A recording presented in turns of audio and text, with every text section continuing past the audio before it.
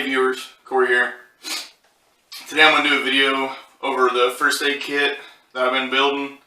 It's constantly work in progress. I'm always adding to it, rearranging it, but I'll let you guys see what I got so far.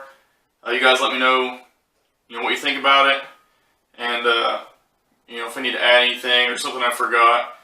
The first thing I had to come up with was what am I going to put it in. So obviously I wanted a rigid case, something that I could throw in my vehicle, or it's going to be waterproof, so I don't have to worry about the contents inside getting wet and damaged. So I chose an SKB case. That's the brand. It's made in USA. It's a veteran-owned company. I have no problems with this case so far. It's worked great. It's similar to a Pelican case.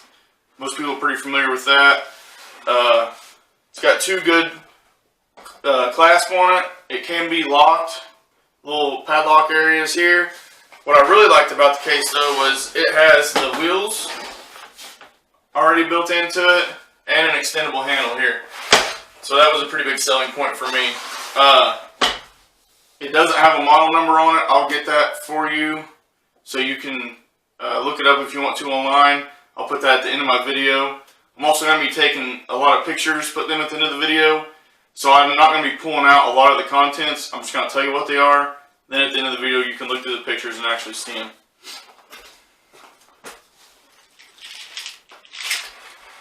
Alright, another thing that led me to liking this case was the fact that it had these padded dividers on the inside. And it had the mesh pockets up top. Now you can get all these cases with just a foam in the top, but I wanted to mesh. The more storage, the better for me. The only thing I added to this, it comes with all the hardware you need to mount it, but I put some extra Velcro, double-sided tape behind this, because I didn't know what I was going to be putting in it at the time, and I didn't know how much weight was going to be in it, and I didn't want it pulling down all the time and falling out. So far, I've never had an issue with it. It's never moved. It's always held fast. Alright, so now we're going over the contents, actually what's inside my box. And just because it looks like this today, next week it might look different, because as I add stuff to it, I have to rearrange some of the pockets sometimes to get a better fit. So I'm still kind of working through that. But just right on top here, I got some cotton tip applicators that are just a giant Q-tip, wood handled. That should be in every first aid kit, your trauma shears. These are really cool. They're called zip stitches.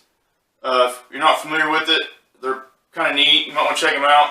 It's pretty much a suture without the needle. So the best way I can describe is two pieces of tape laid side by side with a zip tie between the two. You just stick it on one piece of tape on each side of the cut, zip it tight, zip stitch. I highly recommend looking into this. Alright, so up here I've got my dressing covers, so the clear plastic that you cover dressings with. I've got a big old Ziploc baggie of different size Band-Aids. I also have a small oximeter, I think I'm pronouncing that right. When you go to the doctor and they stick the little thing on the end of your finger, that's what this is. It measures your oxygen rate in your blood and how many beats per minute. Alright, as always, I got a emergency trauma dressing, Israeli battle dressing, some people call it. This is from North American Rescue. I really like a lot of their products too. Alright, here are two tourniquets, and I also have the small little blue roll, like when you go to a hospital and you get your IV, they put the little blue tourniquet up on your arm. I have one of them. Roll of Curlex. Rolled gauze, so just a standard gauze roll. I have a couple different sizes. More rolled gauze. I don't think you can ever have enough of this. It's got so many great uses. Your standard 4x4 dressing, just white standard 4x4. When I say 4x4, I mean 4 inches by 4 inches. iPads. More 4x4 dressings. Hand sanitizer. I think this is very important in every kit. You don't want to be messing with anybody with dirty hands, especially when you're talking about an open wound. So I I actually have 2 bottles of this in here. These are suture kits. I have several different sizes, different needles, different shaped needles. There's a little bottle of betadine.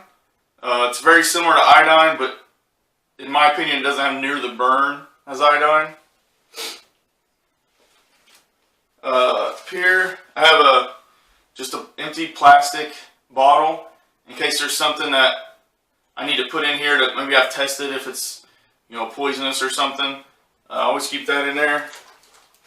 And there are 2x2 gauzes in there.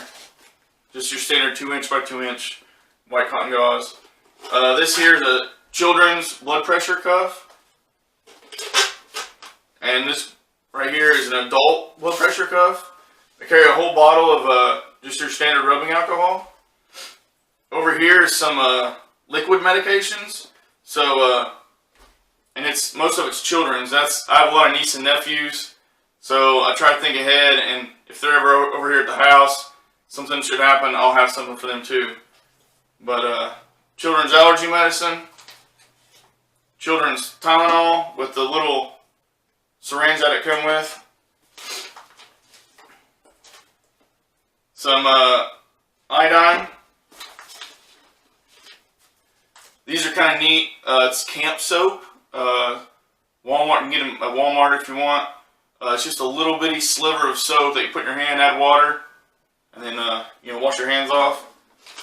And I also have it's a big wet wipe. Think of a giant moist towelette.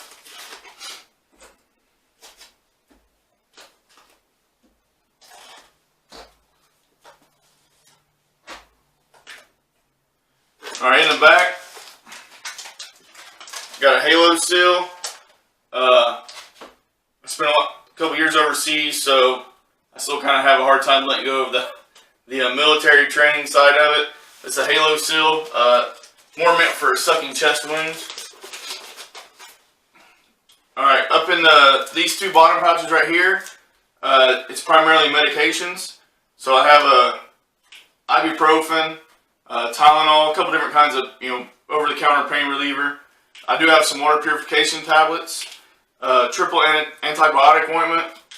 I got Oragel, anti-nausea medicine, anti-diarrhea medicine, Tums, and I have some prescription meds that I keep in here for myself, heartburn and nausea meds. In the far, it's a vertical pouch. I keep all my tape and my elastic bandages in here. Also have some chem lights and a digital thermometer. Over here, I got some of my note-taking material. I have a basic first aid book, some pens, a marker, Write in the Rain notepads, and some chapstick. I'm the type of person I have to use chapstick pretty much year-round, so I like to always have quite a bit on hand.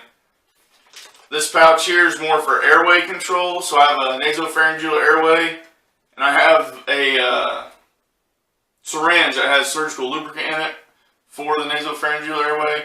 I also have what they call J-hooks, and again, that's just for opening up an airway. And I'll take still pictures of everything in this, and I'll give you an actual count and a list. I'll put that at the end of the video. Like I said, it's a work in progress. I'm always changing things, adding to. Every time I go to CVS, I try to come out with one more thing. So if you guys see anything or didn't see anything in here that you think I need to add, or maybe a better way to package some of this stuff, I definitely greatly appreciate the comments. If you like the video, like it. Greatly appreciate that too. Let me know what you think, because I know there's a first aid kit everywhere you look, it seems like, and they're all got something different in it. So I'm definitely open to any ideas that you guys have. Thanks for watching.